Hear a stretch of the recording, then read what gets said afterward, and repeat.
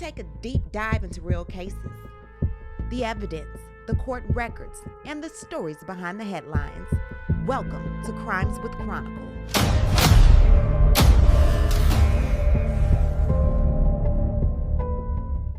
Some stories start with data, some stories start with dates, and some start with hospital rooms filled with buzzing machines and whispered medical terms. But this one starts with hope. It starts with a woman who had nearly given up. It starts with a name she chose with intention, legacy. This is a story of LaShonda Hunter, her journey to motherhood, the joy she believed she had found, and the confusion, heartbreak, and unanswered questions that followed. In 1999, years before this story actually began, Hunter was pregnant, but at 32 weeks, her baby was stillborn. Her world changed in a moment no parent should ever know. After that loss, Hunter tried over and over again to conceive, but nothing worked. "I'd given up on having kids," she later said. "I just thought it wasn't in the cards for me." Now she believed the dream was gone. She thought that chapter of her life was closed. And then in September of 2021, something unexpected happened. She was pregnant again at 43 with her partner, Thomas Gray. They were shocked, overjoyed, and relieved. And even though 43 is considered advanced maternal age, Hunter felt confident. Her own mother had given birth to her at the same age, so she believed that she could finally have her moment. This time felt different. This time she had hope, and for more than 5 months, that hope blossomed. The pregnancy went smoothly. There was very little morning sickness, and there was normal excitement. Friends and family celebrated with her. In December of 2021, Hunter held a gender reveal party at Maggiano's restaurant inside of South Park Mall. Her friends teased her about the color of her dress, saying blue meant boy and pink meant girl, and in classic suspense fashion, one friend wore both colors, forcing Hunter to wait, laughing and teasing her for the actual reveal.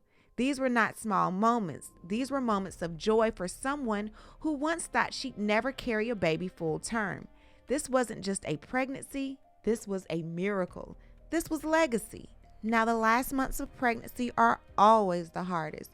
In early February 2022, Hunter began experiencing swelling and high blood pressure, a sign of concern that brought her to Novant Health Presbyterian Medical Center in Charlotte, North Carolina. She was admitted on February 11, 2022 for monitoring, and 2 days later, on February 13th, she delivered her daughter, Legacy, via emergency cesarean section. Now, Legacy was, of course, born prematurely. She was immediately taken to the NICU. The monitors, lights, and alarms became a new part of her life, and at first, it seemed manageable. According to reports, Legacy was stable. She was being treated for jaundice, her breathing was stable, and her white blood cell counts were being monitored. Those were the kind of words parents cling to: stable, improving, responding to treatment. On February 18, 2022, Hunter was discharged from the hospital, but she made sure to visit Legacy before leaving. According to reports, staff told her Legacy was reacting to antibiotics and wasn't in immediate distress, and a hospital employee even texted Hunter saying Legacy was looking beautiful that day. That phrase, looking beautiful, would later echo in her mind after the world she knew had collapsed. Her family was allowed to visit. There were moments, though brief, that felt normal. But then, on the night of February 19, 2022, something unimaginable happened. It was 10:38 p.m. Hunter received a call from the NICU telling her Legacy had passed away. She was gone. No warning, no preparation, just that phone call. The grief must have hit her like a physical blow. She immediately logged into My Chart to see exactly what happened to her daughter.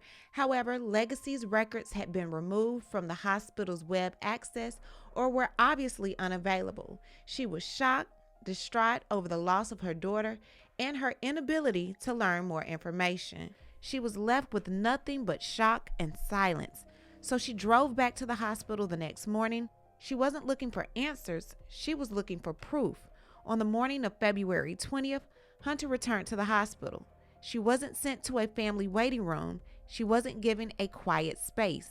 Instead, she told reporters she was directed into a small, windowless room that felt more like a storage closet than a place to grieve. This windowless dark room contained 2 chairs, a cart with a gift bag and balloon, and shelves of baby supplies. There, a nurse placed a heavily wrapped baby in her arms. Only part of the head and face were visible. No tubes, no explanation, just silence, just grief, just a mother holding what she believed was her daughter for the last time. She cried, she wept, she held legacy, and then she left. The next day, February 21st, 2022, Hunter began making funeral arrangements. She spoke to her pastor. She spoke to a funeral home. She told them she wanted to bury her baby girl. This was now reality. Plans, flowers, burial, the things no parent wants to arrange for their child. Grief is hard enough, but this part was supposed to be the end of it. Only it wasn't.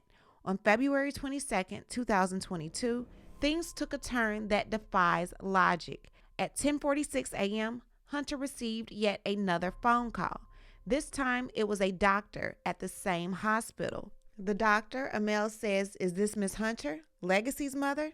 She responded, "Yes." In a calm, even cheerful voice, he said he was very excited to share test results.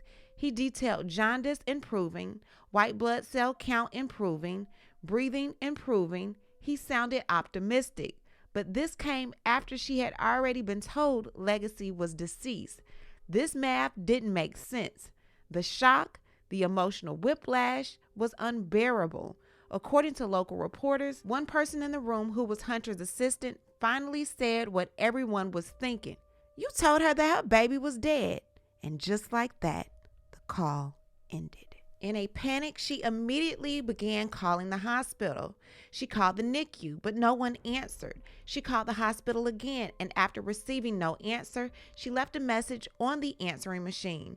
She finally reached a live person who put her on hold, after which the call was disconnected. She was overcome by feelings of hope and joy that her baby may still be alive. Later that day, Hunter received another phone call, this time from another doctor. Shockingly, this call did not come from the usual hospital number or even a number that LaShonda recognized. The doctor, a female, called and said that she wanted to apologize for making the call earlier that day and that the test results were for a different baby. However, Hunter immediately pointed out that the doctor that called earlier was a male. This time is a female, and that the tests reported were completely consistent with the health condition that Legacy was being treated for. The doctor explained her phone number had been mistakenly linked to another chart. That was the explanation. That was the reason. But that didn't add up in Hunter's mind, especially because the first doctor had referred to Legacy's known treatment plan. Hunter explained she needed more information and would like to see the baby whose tests were allegedly reported. The doctor became defensive and informed Hunter that if she came to the hospital, security would be called and she would be arrested. The doctor's demeanor became more contentious and defensive, and she informed Hunter that she needed to get a lawyer. Hunter never spoke to either doctor again. In the weeks and months that followed, Hunter began questioning everything. She said the baby she held did not look the same as the baby she remembered seeing in the NICU. She asked questions about identity. She pursued DNA testing. One test came back inconclusive and another reportedly matched, but the doubt remained because doubt grows when answers never come. New developments: a mother is filing a lawsuit against the hospital that she says told her baby had died. Then later someone called and said the child was alive. She thinks the child she buried was not hers. Our Channel 9 reporter Gina Esposito found the mother just wants Novant to clear up what really happened 4 years ago. LaShonda Hunter isn't giving up and says she deserves to know the full story of what happened here at Novant Health in 2022. And I just want my daughter. I just want answers. I want to know what happened. Almost 4 years ago, LaShonda Hunter says doctors at Novant Health told her daughter Legacy, who was born premature, died. They put me in a closet. They brought me a baby wrapped in a whole bunch of blankets. I don't know what the baby looked like. There was no light. Days later, a phone call on a baby's condition that gave her false hope. The excitement in his voice left me speechless. After that, my assistant that was with me, she said, "Wait, you said her baby was dead." He said, "Is this Miss Hunter?" I said, "Yes," and he then hung up the phone. Hunter says a doctor later apologized, saying her number was attached to a different file, but Hunter doesn't buy it. Today, she filed this lawsuit against the hospital and enlisted the help of civil rights activist John Barnett. I care about this lady getting justice and closure. Hunter says she now questions whether the baby she buried was even hers. She says a DNA test came back as a match, but she questions its accuracy. Hunter also showed a graphic photo of the baby she buried. She says it's a boy, although her birth and death certificates note a girl. This baby doesn't even look the same as my daughter. My daughter had clear marks on her forehead from skin and bruising. This baby don't have any marks. In the lawsuit, Hunter says that she was told by Novant Health that it would review the matter, although she said she's never received any information on if anything was ever done.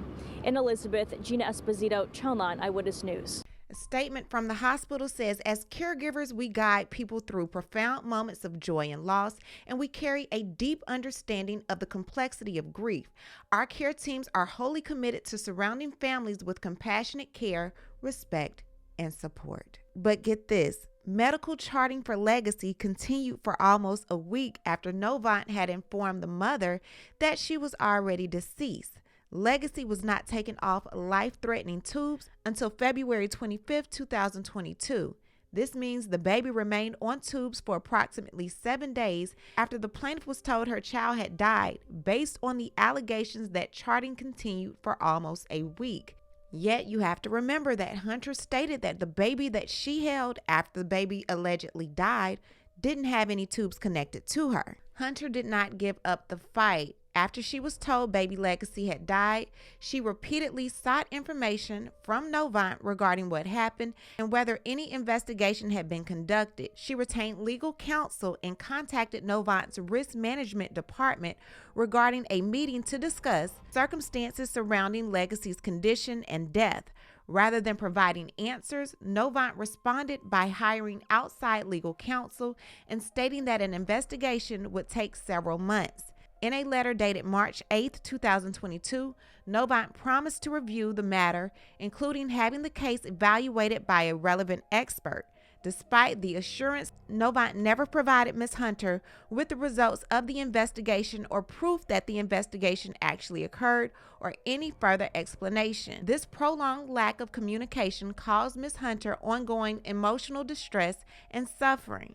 Since these events, Ms. Hunter has filed a lawsuit against Novant, the two doctors that made the call, and the Pediatric Medical Group of North Carolina, alleging medical negligence, failure to properly communicate and investigate her child's condition, negligent infliction of emotional distress, and wrongful conduct surrounding the handling of her baby's care and death.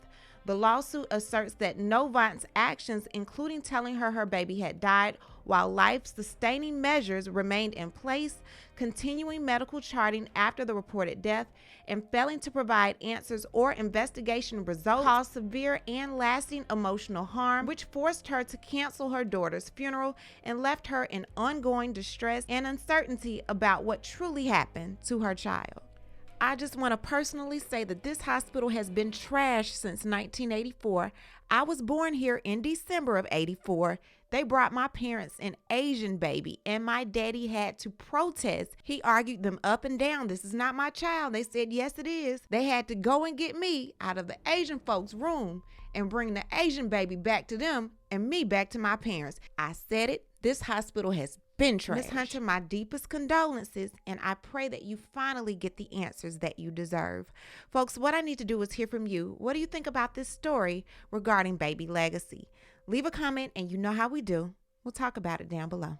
Talk to you guys later. Bye. Don't forget to like this video, hit the subscribe button, and hit the bell so you don't miss out on any of my new episodes.